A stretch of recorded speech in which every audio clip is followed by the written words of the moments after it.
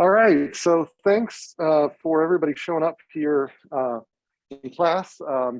Even those who usually show up online, we just have a little bit of more sort of group activities towards the end of the bottom half of the lecture today. So sometimes it works online, but it's just a little nicer if we're all kind of in tables together. So we are now in Unit C, where the main focus in Unit C is going to be this reading by Kim and Lannon that I think is the focus of the next lecture next week.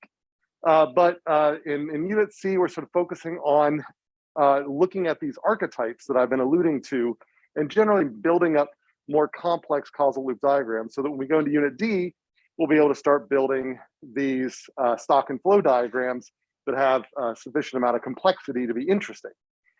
So, so let's just get some sort of practice at that, or like I said, to warm up, in this kind of global warming example here.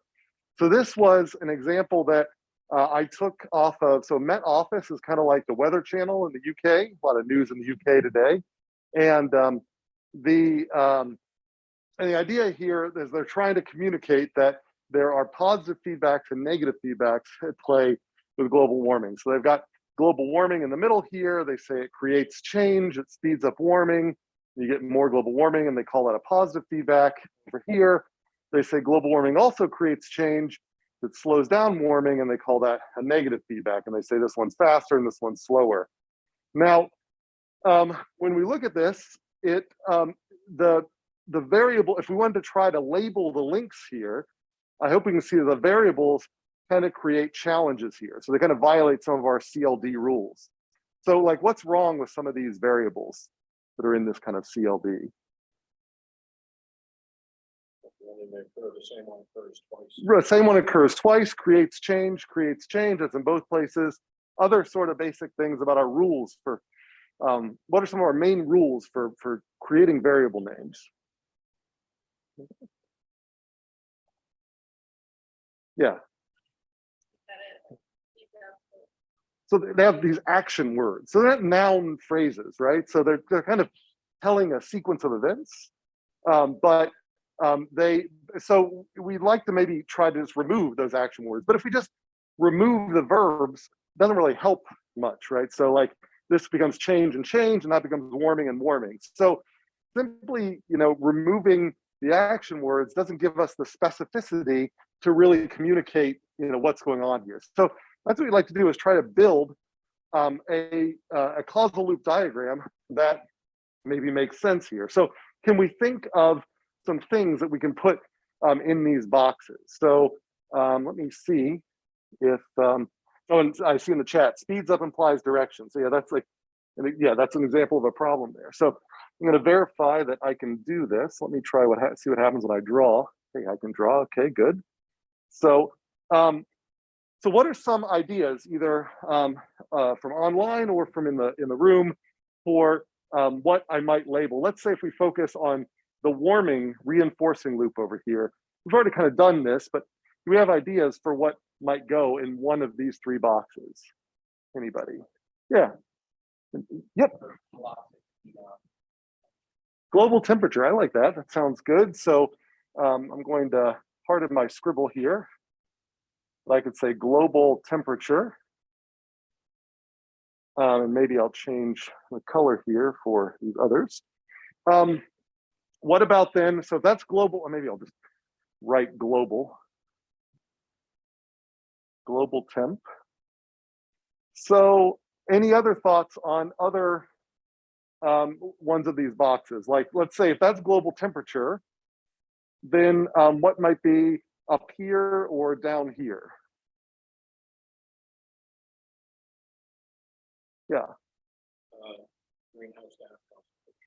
So we do CO2 concentrations. That would be, or we're just GH. So some sort of greenhouse gas concentrations could be up here. And so if you had greenhouse gas concentrations, then if we were looking for, what else goes on here, we'd have to sort of think, what's that story? Do we have another thing we could put there that, as you increase greenhouse gas concentrations, is how does that lead back to global temperatures? What's the story there? So For one, is there a causal link between temperature and greenhouse gas concentrations? Can we justify that? So as temperature goes up, why does that increase greenhouse gas concentrations? Maybe that's an easier one. Maybe I should instead erase, which I think I can do. Let me try this guy. So let's put, I'm going to put GHGs down here. G, if it'll let me stick with that, GHG concentrations. So that's what I'm putting in this bottom box. So can we think of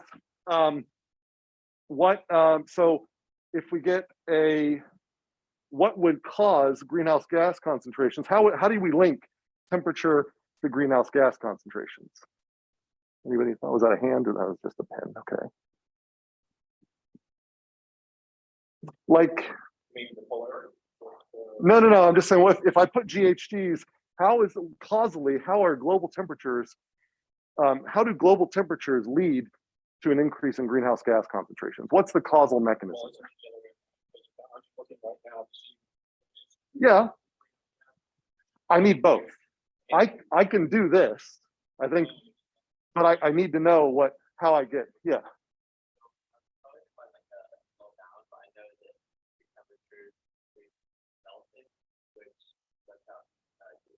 Yeah, so like permafrost melting or something like that. Yeah, so that's not a bad one. So I can put permafrost up here. So so this, this thought here would be, and we can now label the links, but the thought here is that global temperatures are going to affect the permafrost, and as the permafrost levels change, then stored up greenhouse gases will be released, which we could draw additional stops here, but that is going to lead to other processes that may then further increase global temperatures. Well, so wouldn't you have, because that's a natural system, wouldn't you have to have another that is human?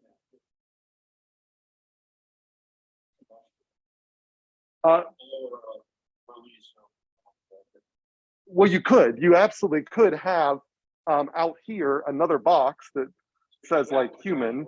Bigger than the fact that because of, humans release more greenhouse gas than the natural process. Right. Well, I'm not looking for the only positive feedback here. Yeah, would you consider an external human activity?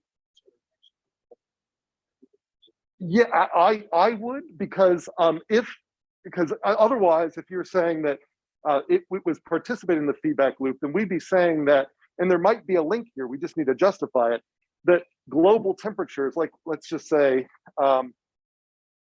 we'd have to say, is it justifiable to have that link or a sequence of steps that lead to that, where global temperature increases human activity? Now, there might be a narrative where as it gets hotter, the struggle to stay cool ends up leading to more greenhouse gas. So we start, running our ACs more, and our ACs ultimately are fueled by fossil fuels, which leads to more greenhouse gas. That's totally reasonable. In fact, we could have made that these two boxes. Like we could have said global temperatures increases energy use, which increases greenhouse gas, which increases global temperatures.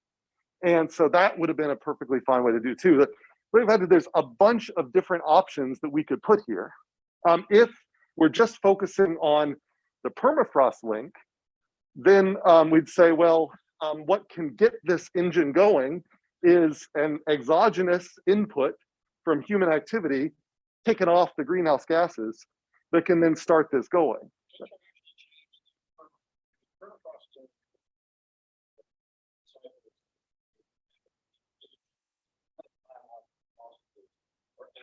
Like fish die-off, animal die-off is going to be reduced. There are.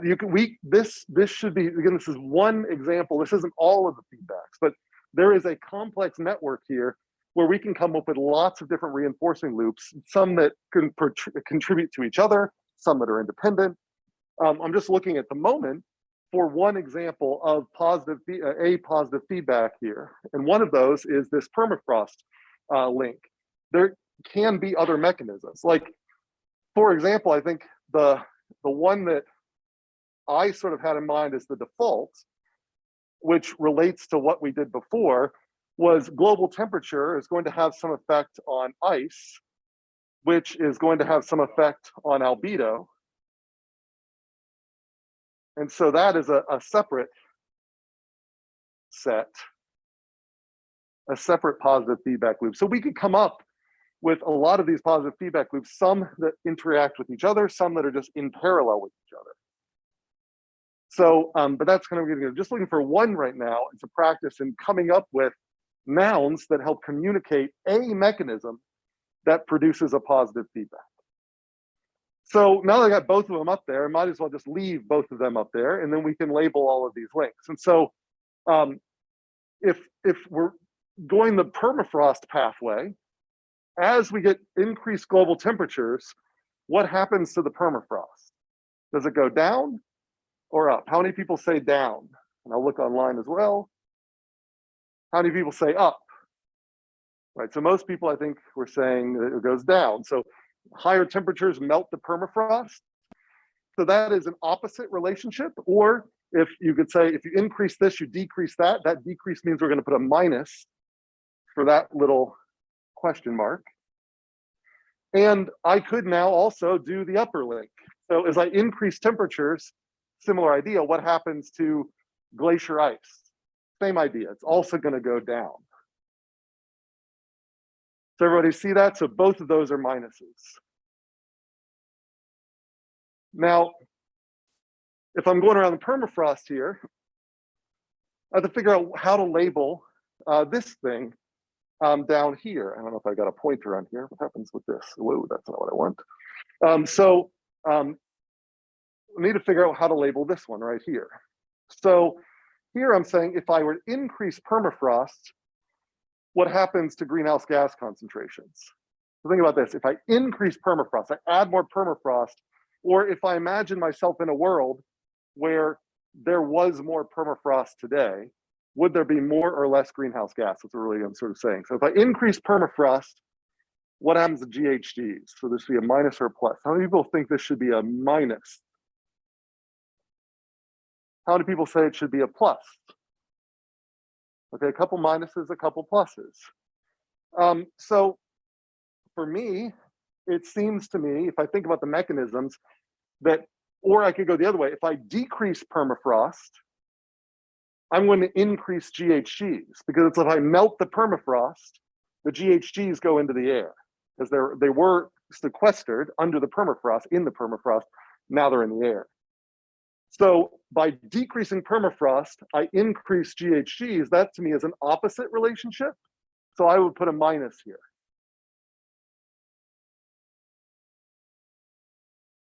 Any questions about that? People buy that that's a... I've got a question about, because when you talk about shifting states, because if you do, and then all of a sudden froze again, there would be no impact. Again, this is a partial, this you have to consider relative to the no change baseline. So this isn't about, it's not a path dependent sort of thing. It's sort of the saying, I'm in a snapshot of how things are now in the world. And if I were to decrease things from, so now is the baseline. So if I were to imagine what is a version of now with decreased permafrost, it would be a version where all the GHGs that were in the permafrost can't be there anymore, so they're in the air. Now, it's a little more confusing when you think the other way about, well, if I'm, if my baseline is a certain level of permafrost, how do I go the other way? Well, we're not simply layering on permafrost. You just have to sort of imagine that if I somehow arrived in a world now with more permafrost than it has at the current moment, then one would imagine if there's a certain amount of sequestration density ability of the permafrost, that if I could have more of it, that I would have less GHG. So we focus on, in these links, we hold everything else, we try to hold all of the other effects constant to say that if we have the same amount of GHGs everywhere, in the air and in the permafrost, if I had more permafrost and I maintain the same sort of density of sequestration, then the GHGs would shift to being more in the permafrost than in the air. So it's trying to capture the differential effect with everything else being constant. Yeah, but there's some cognitive dissonance there. And the reason I say that is because if you were to use this as a system today, let's make a policy. If the idea was to simply, so that's really permafrost is too general a term. Because if you wanted to actually have an impact and you were getting to the point where the permafrost was decreasing, then we would have to actively move that's fine. material to sequester it. Sure. Well, yeah, got it. I don't want to get too much caught in the forest or caught in the trees and away from the forest here. Is that the idea here is that, to your point, all of your variables to your stakeholders you should be able to defend them. If you cannot defend the mechanism to your particular stakeholder, you may need to get more specific. And you may need to sort of say that, well, this is exactly what I mean by this causal link. And so if we just put, a very generic word, it becomes sort of difficult. I'm a little limited in space, and I'm sort of coming up with an example, which is the reason why, using permafrost is sort of a simple example here. Is it the best example? There probably are better examples. Like I said, the ice example is a little easier for us to work through. But if we stick with the GHGs, this is one example that I hope you at least see the method here. You need to be able to defend the link. If the link is not defensible, then we can think of, well, maybe there's a slightly better term that gets at what we're saying. But I at least can tell you that we can dynamically capture the effect that we do know that if you melt the permafrost, as it currently is, relative to baseline, you will increase to some extent the amount of GHGs, which is why there's a minus there. Does that satisfy you? All right, so, and then going from the ice to the albedo, similar idea, we have to say, if we increase the ice, what happens to the albedo? If we decrease the ice, what happens to the albedo? Now, albedo is reflectiveness. So this is a slightly different story than the permafrost. So remember, ice is white, water is blue. White's more reflective. So if we increase ice, how many people think we increase reflectivity? Okay. If we decrease ice, then we decrease reflectivity. So, so in this case, for this downward link, I would actually put a plus because they move in the same direction. Does everybody see that? That from ice to albedo, that's a plus. Okay, now we have to say that let's finish both of these loops. And I like putting both these loops together because they're going to contrast in the way the links line up, but the loops are going to match in loop polarity. So if I go from GHG concentration to global temperatures, if I increase the greenhouse gases in the air, how many people think I increase the temperatures? Okay, so that's most everybody. Okay, so that's what I get. So from GHG to global temperatures, that to me is a plus. But then from albedo, if I increase reflectivity, then the opposite thing happens. So with more reflectivity over time, global temperatures come down. So the albedo to global temperatures is actually going to be a minus. So maybe see if I can get this a little closer. So I'll use maybe, I'll just try to get it. Thank you.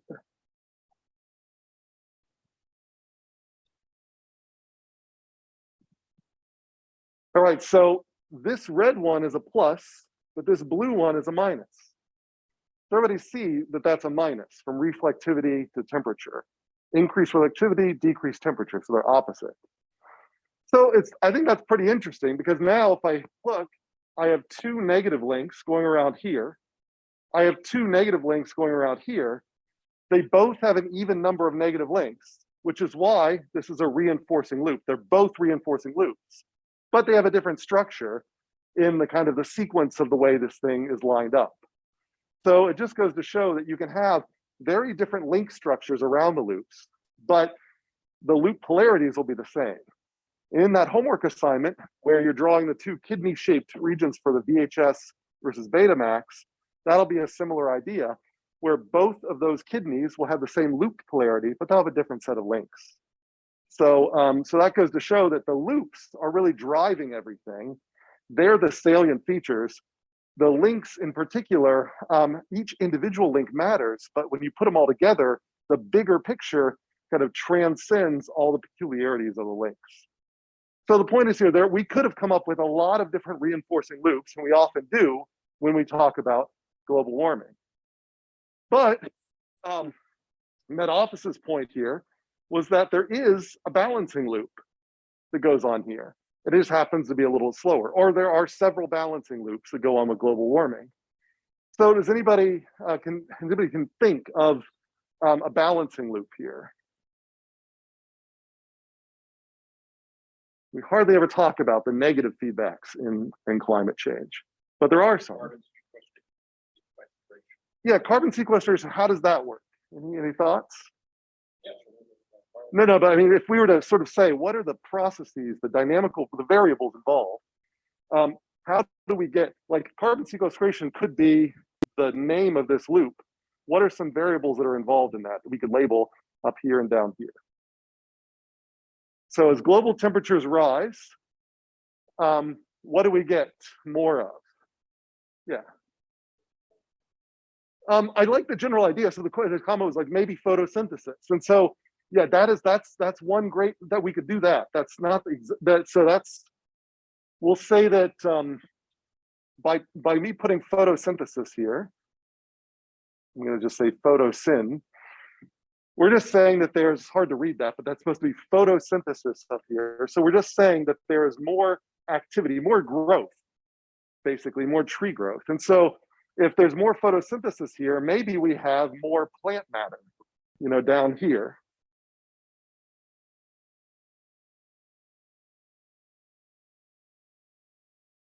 And so, so that pathway, if you think about it, global temperatures, and I'll just sort of, for everybody, global temperatures maybe increases photosynthesis. Photosynthesis increases plant matter, which is going to suck up more carbon. As plant matter sucks up more carbon, then through processes like we probably could actually link this at this point way over to go, to GHG concentration. So it just so happens the way we drew this that we imagine these as independent loops, but we could have drawn plant matter over to GHGs and back. But we'll just forget that we wrote GHGs here for the moment, and we'll say plant matter, if you increase plant matter, we will ultimately, through GHGs, decrease global temperature. And now we have an odd number of negative links, and that's a balancing loop. So that's one example, and I'll have another example in the next slide. But does that example make sense? We increase temperatures. If we can justify this link, that photosynthesis operates better at higher temperatures, that we can get this balancing feedback to work. Now we would have to talk to a plant physiologist to make sure that this link makes sense. They might tell us that actually the Calvin cycle is less effective at certain temperatures, and so once you get out of an optimum, then it slows things down and the plants don't grow as well, or something along those lines. But this is at least a theory we have of how this might work. So any thoughts about that? Does it make sense? All right, so let's.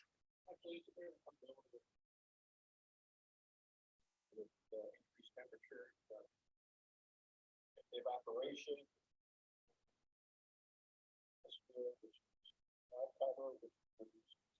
Those all could be added, just like the bird feeder example. So, we can add all of those things in. And the point is that if we know that all things, if you hold all the cloud cover constant, then we could sort of say, well, what happens if you increase global temperatures?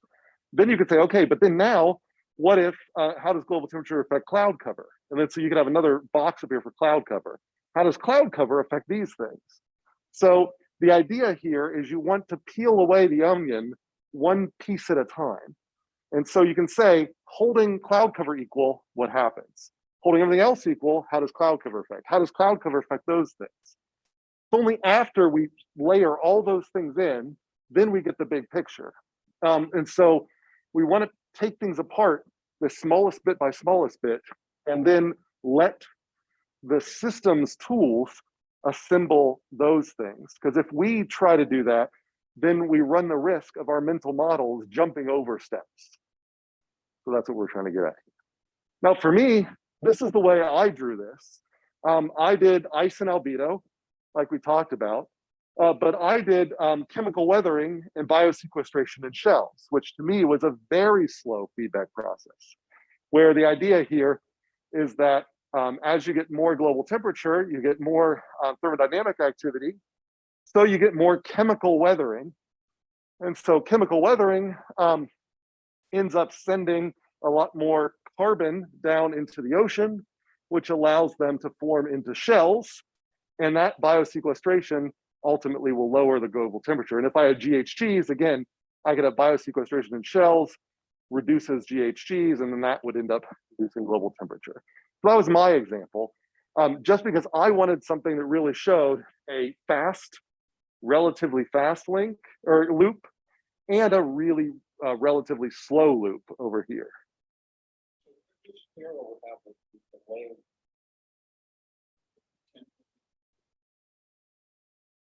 Well, to me, biosequestration in shells takes a long amount of time. So just because you've now made the carbon available, to me, I would say that probably is going to have the delay link there, because that actual synthesis process is going to take a while. And then this might also have a delay too, but yeah, I think these two links down here are probably slower than this one up here. But overall, I think all three of these links are slower than these three links. Okay, so that's just one example. So any questions about that example?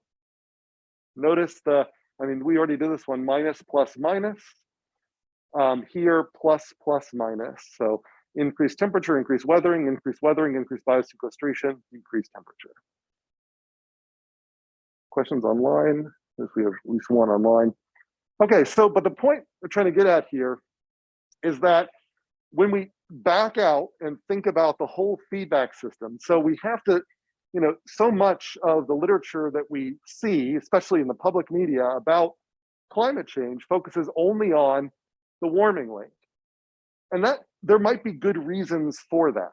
But if you only communicate the warming loop, then you open yourself up for a rhetorical, basically a rhetorical liability, because someone's going to say, wait a second, there's nothing grows to the sky. There's always a balancing loop.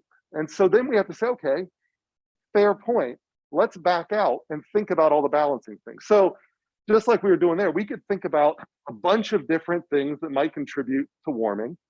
And we can think about a bunch of different things that might contribute to cooling. And once we've accounted for all the ones that we can think of, then I think we're still going to find that all the ones over here that are balancing are way slower than all the ones over here that are warming.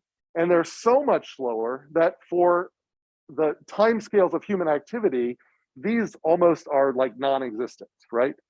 And so that's the reason why we typically only publicize the vicious cycle here, the positive feedback loop.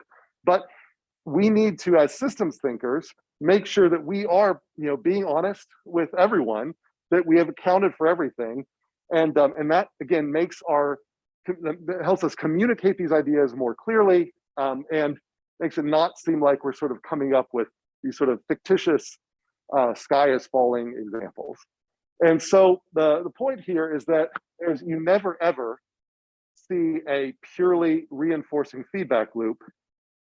It's generally the case that anything that grows eventually is going to be limited.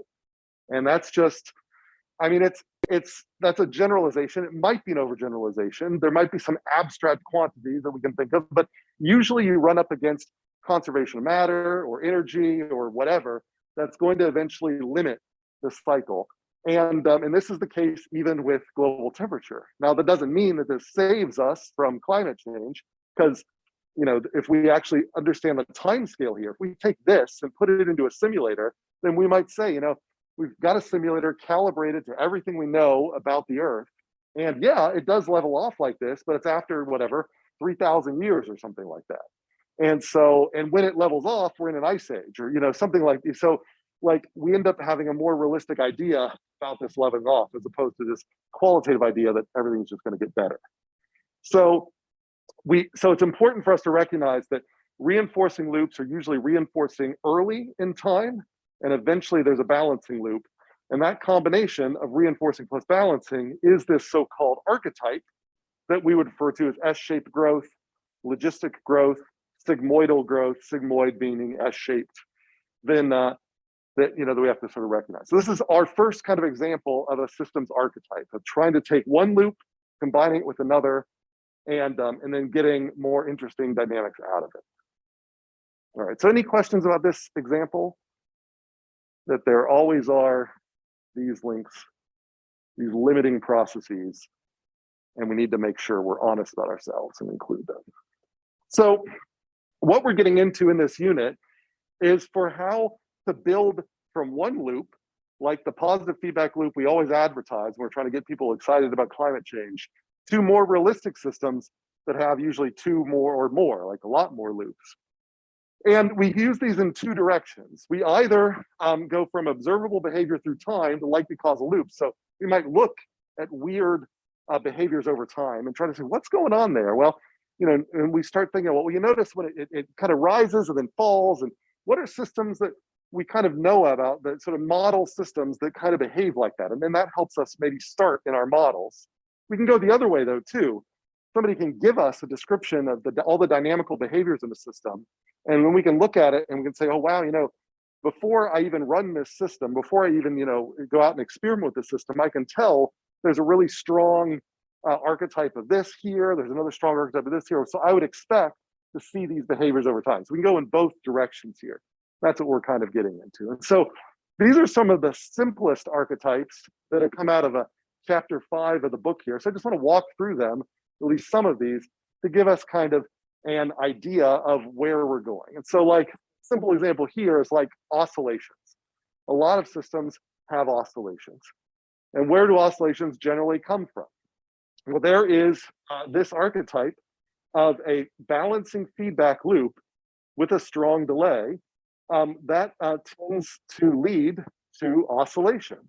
So we know that in the shower example, if you make the delay really large, then it's possible to get an almost sustained oscillation as someone, if that person doesn't dynamically update in their head and realize that this oscillation is happening, if they're simply responding to the temperature of the water, then it's easy to get an oscillation. So if we note, if we draw a causal loop diagram and we see a balancing feedback with delay, we know that we might be at risk for oscillations. Likewise, if we see oscillations, we might need to say, is there a link here that is significantly slower than all of the other links? And if it is, maybe that's why we're getting these boom and bust cycles. This has come up a lot recently, talking about supply chains in COVID and post-COVID, because of all of these choke points in the supply chain network that create these delays. So it's going to take you a couple of months to get inventory in, so you order way more inventory than you need. That inventory takes a couple months to get there. By the time it gets there, then people don't want that product anymore, so then the prices go down. And then suddenly people really like that the prices are down, so they buy up all that stuff again. And then you're in the same cycle again. And that's all because that you had to overcompensate for this really long lead time that was in the supply chain network. And so that's kind of a liability that's generated by delays in one part of a system being so much larger than delays in other parts. So that's something we want to look out for. We can, we already talked also about S-shaped growth, so that's, go back, sorry about that. So we talked about this one. This was, I think I might have had this example before with, well, at least I had the chickens and eggs before, but you can't have chickens go to infinity. And so there's got to be limiting processes with chickens. And according to the old joke, the more chickens you have, the more road crossings, and that eventually, limits the number of chickens. And so you've always got that limiting cycle here. This other kind of narrative story about the boy who cried wolf also sort of suggests that there is some feedback process that makes the boy want to cry wolf more, but it's limited by the process of the townspeople not paying attention to the wolf anymore, or the boy anymore, and ultimately limited by the boy's survival with the wolf. Now, this is not a particularly good causal loop diagram, given that townspeople find no wolf. Like it doesn't describe actions, but I threw it in there because somebody drew it in VinSim, and so I just to show you, look, people use VinSim, that's out there. But the point I'm doing it as, S-shaped growth typically is what reinforcing growth typically doesn't grow to the sky. Like I said before, it's usually followed by balancing. I juxtapose those together because you often combine the two of them. So you can have S-shaped growth, but then the balancing feedback loop can have delay. And that growth with overshoot is a really common archetype that explains, for example, in the limits to growth model, this human activity collapse here, that came from a balancing feedback loop with delay that limited a reinforcing loop where the delay was very large. That's what led to, in Forrester's model for the limits to growth, this collapse. And it's kind of like that supply chain issue. Because of the delay in the balancing feedback, there was a major overconsumption. And then by the time it limited growth, there weren't enough resources for the old population numbers to sustain, which led to a collapse. So these things where you see these rapid collapses often come from having a growth loop with its limiting balancing loop, but those limits being felt after some delay so that you can actually overconsume before the limits kick in. So again, this is like, if you see this in a system, that you ever run a risk of this, or if you see this in a behavior over time, you can look back and again, look for the delays, because it's often the delays that are the things that create these collapses. Think about the fisheries case. I mean, that was sort of a similar example where the reduction in density did not lead to a reduction in catch until it was too late. And at that point, the density was so low that old levels of catch could not be sustained. So it's an example of how these archetypes give us a lens on which to look at behaviors over time. They also allow us to take behaviors over time and then build plausible models. And so this is effectively the model that was embedded in Forrester's over here. Does that make sense? What I mean by that is we're embellishing these simple causal loop diagrams, and with these minor embellishments, we start getting more and more complex behaviors out. Okay. Questions on that? That seem clear. All right, so that's kind of where we're going in this section, and we're going to be starting to read this Kim and Lannon article, which goes over about 8 or 9 of sort of the common sort of systems archetypes. Some of these you've probably seen in 220, those of you who took 220, but it sort of brings us all up to speed if you haven't. And there's a lot of sort of general ideas from that article about how to make your causal loop diagrams more and more realistic, more and more complex. And so along those lines, sort of the same place where I got that Kim and Lannon article has this nice decision tree that I think included on the back of the homework assignment that is released today, that has all of the archetypes from the Kim and Lannon built up and sort of how they relate to each other.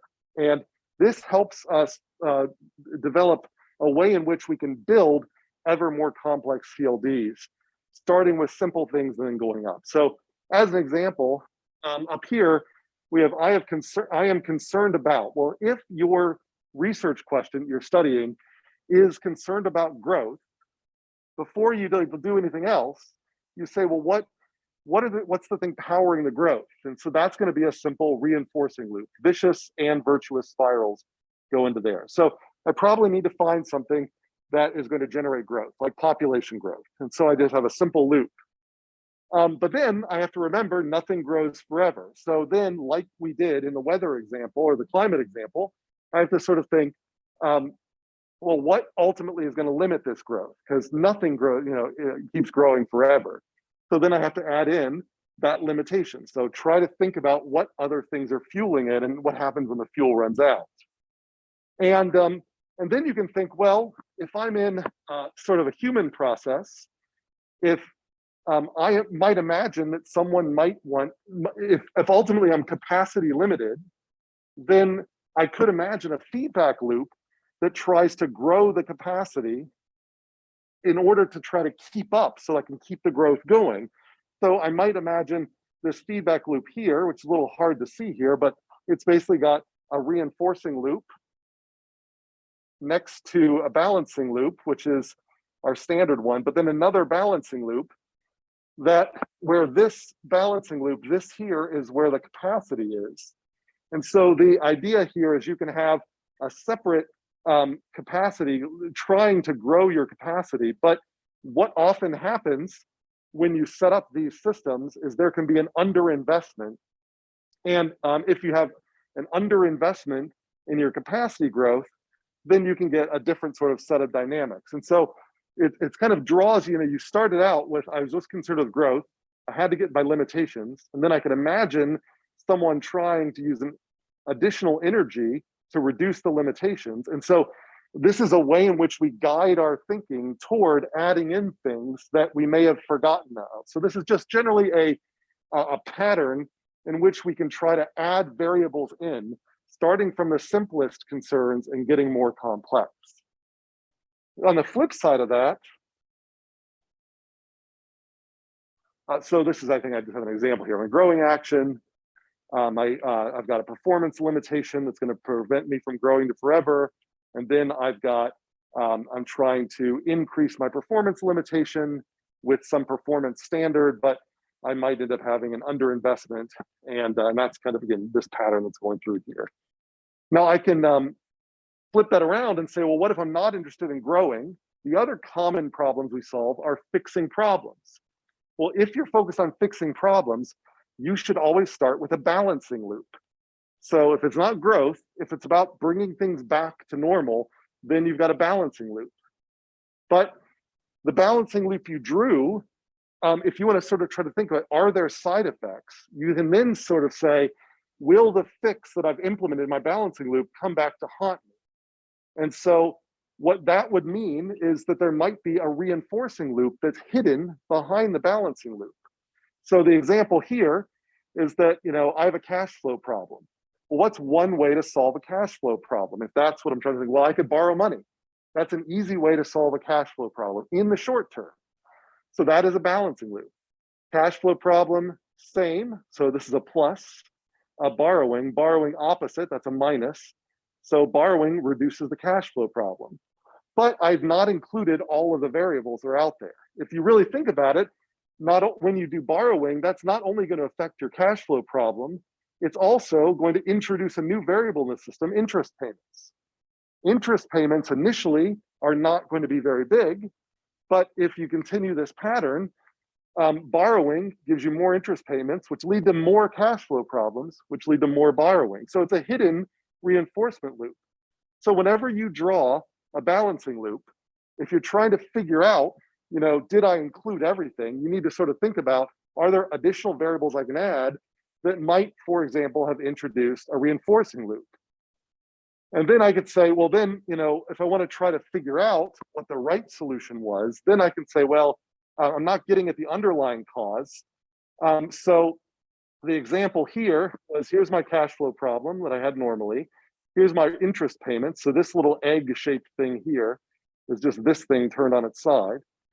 Now, what we're saying here is that the real solution I maybe should have implemented were financial controls. So this cash flow problem, this was maybe the right solution. But what I see is not only is my solution generating this second problem through interest, but it's also reducing the efficacy of the real solution. So that's this loose spending brutality, and that adds another reinforcing loop. So we can see that we've gone from a relatively simple balancing loop that leaves out a lot, and through a tree like this that we can get practice at, we can trickle in variables that help us direct our attention towards the other important things we need to consider in financial planning, including maybe the right solution and the challenges to that solution. And so we can kind of build a tree to help us get there. So, so that's kind of an example of this way of thinking of being able to try to move from one archetype to another. A lot of these archetypes, we ultimately land in these archetypes that have these funny names like shifting the burden. We never wonder how we got there. This tree, for most of these archetypes, if I were to go back and show the whole tree, it has the big archetypes at its leaves of this tree: tragedy of the commons, attractiveness principle, accidental adversaries. We heard about that one last time. Growth and underinvestment, escalation. So these are all ones we've talked about.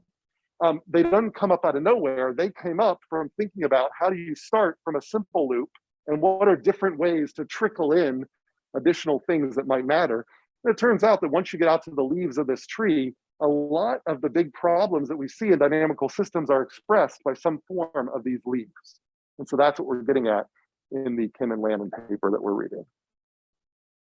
So that's a motivation for what we're doing here. And like I said, this is pretty rich. All of these are represented somewhere on here. So these are the ones that Moorcroft says are fundamental. And these I'm claiming are even additional ones that we should be considering that include these plus a few more.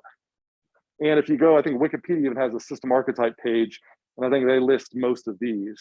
They might have one or two more, but I think they pretty much have all of these on here. All right, so questions about this. This is just motivation, and you're going to read out the archetypes next time, but I at least want you to sort of see what I mean by archetypes and how they're kind of these clusters of feedback loops that have their own interesting peculiarities. Online. All right, so it strikes me that balance of the probably the closest to a foundational philosophy. Because I mean, what else would sustainability be about than interventions that are able to create points of stability? Well, I'd say they're both important. So, for example, virtuous cycles are another thing. So, if you can get people to engage in a new activity that they haven't engaged in before. I would say today, because of the state of the world in so many different systems, right now we need to focus more on balance. And the other thing is that it's kind of, you're making an assumption that when you're going through the cycle, the state of the system is stable. But it's not. I mean, history tells us that pretty much any system is going to go through perturbations that are going to shift it into a different state. And different mechanisms come into play until ultimately the goal of, I mean, like I say, 99% of everything that's ever lived. You're talking about. Yeah, okay. I see where you're going for that. But I guess I've never said anything about assuming stability. And as we will see as we get further on in the semester, these are representing dynamical relationships, but we can perturb them through the exogenous channels. And as we'll see, like in Unit G, that we can talk about moving systems from one fixed point into another.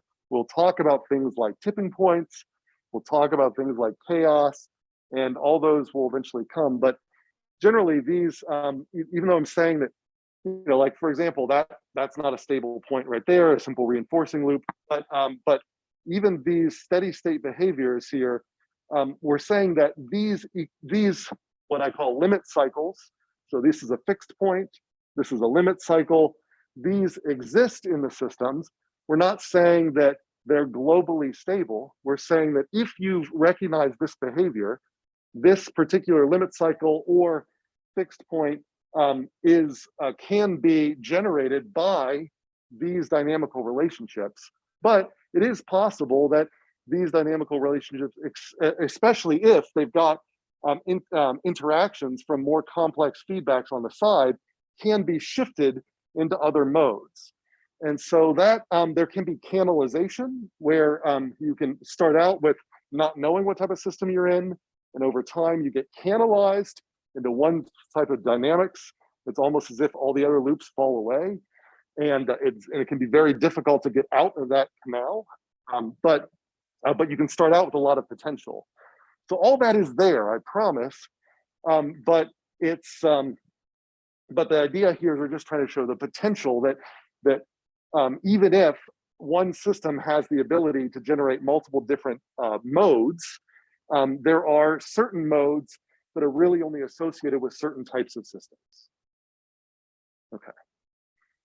All right, so let's see so where we're going to today here. So I said there's this reading for the next lecture on Tuesday. It's this Kim and Lannon article on, so this is not out of your book, but it's distributed online again, but it's got the same reading triplets. And the other thing that we're going to start working on here, so some of that we got a muddiest point, before the next lecture, like I said, the reading assignments, and then today we're assigning this assignment C1. It is not due this Sunday, it's due next Sunday. A relatively simple assignment, but it does require you to use either Insight Maker or Vinsim to draw some CLDs, relatively simple ones, and that's what we're starting today. And so what I want you to do here is in the next, we've got a couple of minutes on this one and a couple of minutes on the next one. I think most people here are in the room. So in your sort of small groups, you can kind of do in the tables here, either you could work, it doesn't have to be paper, but I try to make it so that if we did have people online, there would be ways to do that. So I've got a Google Sheet where you can draw and work together on it. And that way you've got it archived for later, because whatever you develop here in class, you can feel free to use on your homework. But all I'm asking you to do in this first activity is to just build a causal loop diagram with S-shaped growth. So so if we had, I might skip this part too, just to and to make this a little bit smoother. But I just want us to come up with S-shaped growth. And so basically a reinforcing loop coupled with a balancing loop that would generate S-shaped growth. And so nominally, I've done this in the past where I'd have you draw the CLDs without labels and then trade. But I think for time, I'm just going to give you sort of, since almost everybody is in class, I'm just going to sort of say what we'll do next, and you can kind of work on this fluidly. And so this is your first challenge, is to draw a causal loop diagram for S-shaped growth. And then the second challenge, and again, these are match up to things you'll be doing on the homework assignment that you can then use this, is look at this drifting goals archetype that I've put on the assignment. And also if you go to this activity link, you'll be able to find it, or if you just go to the homework assignment, and I describe the way drifting goals work. And it's two balancing feedback loops linked by a sort of a belt in the middle, but this is not escalation. So that's kind of the key thing here. This drifting goals, if you read the description or the example here, you'll see it behaves very differently than escalation, even though it's two balancing feedback loops. I want you to try to come up with an example of drifting goals. And then, the rest is just work on the C1 submissions. And so these are going to be related to your assignment C1. And that's all I've kind of got planned for the rest of the day. So